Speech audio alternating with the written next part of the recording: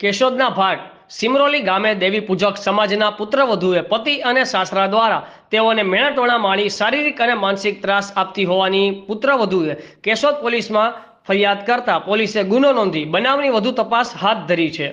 ભારતીય ન્યાય સંહિતા સને 2023ની કલમ 85, 54, 64 F અને M 351(2) મુજબ આ કામના આરોપી નંબર 1 ફરિયાદીના પતિ થતા હોય તથા આરોપી નંબર 2 ફરિયાદીના સસરા થતા હોય તેણે ફરિયાદીને અવારનવાર કામકાજ બાબતે મેણાટોણા મારી શારીરિક અને માનસિક દુઃખ ત્રાસ આપી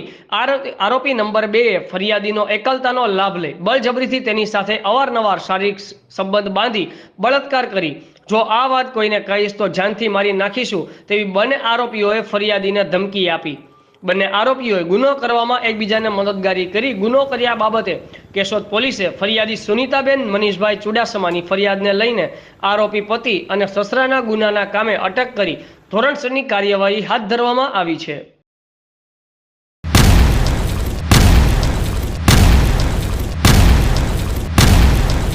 दिव्य सरदार न्यूज, सब पर नजर, सबकी खबर।